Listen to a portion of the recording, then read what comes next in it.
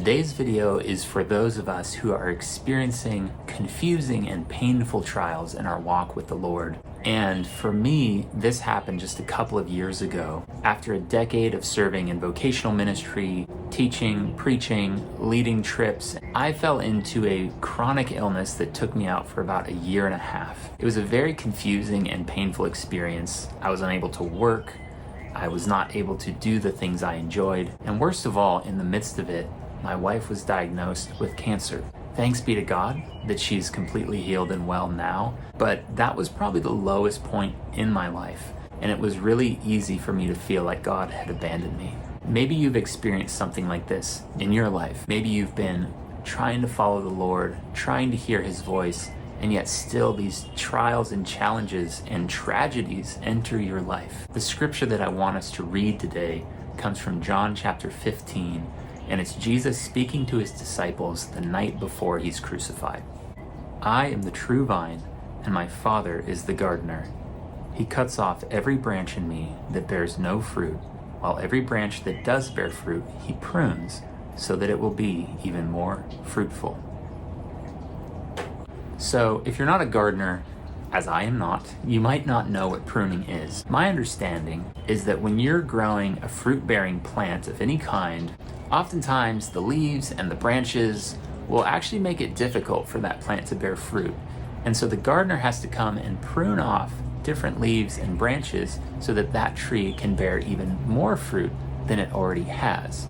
It's kind of this weird thing where exposing fruits to the elements, wind and the rain, which they're usually protected from because of their leaves, but exposing them to those things actually makes them more fruitful. Listen to a gardener, I'm sure you can YouTube it. I might not really know what I'm talking about, but that's my general understanding. So back to the scripture. I am the true vine, and my Father is the gardener. He cuts off every branch in me that bears no fruit, while every branch that does bear fruit He prunes, so that it will be even more fruitful. When I read this scripture in the middle of my trials, for the first time ever, I had this thought.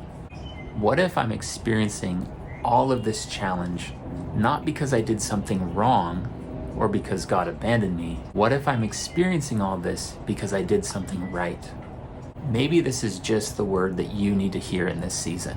Now, I understand that we all have a fear of being arrogant, and we don't want to assume we're doing something right when really we're doing something wrong, and that's why we're experiencing trouble and trials. But if you're anything like me, you have a bent towards shame and self-criticism that often gets the best of you. I know that it gets the best of me. That's why when I was experiencing all of these things, my first thought was, I did something wrong. God is punishing me. Well, if that's your question, I would just go to God in prayer and ask Him to reveal the things that you could do better and the sins that need to be confessed. I know He is faithful to show you, but you might be surprised that His response is actually, my child, I am taking you through a season of pruning so that you can be even more fruitful. You didn't get here because you weren't bearing fruit. You got here because you were. So then the last question is this. How do I get through this season? What do I do when I'm experiencing a season of painful pruning?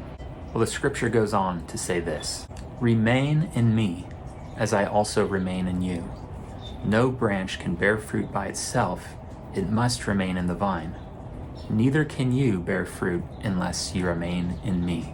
So if we listen to Jesus' words, the solution to enduring a season of pruning, it's not to try harder.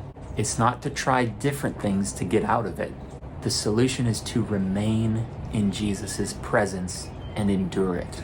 The pruning will end soon, and you will bear more fruit in your life than you ever have. So just remain in Jesus. Let His words remain in you. You're going to get through this.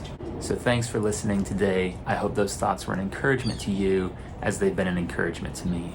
Let's keep following.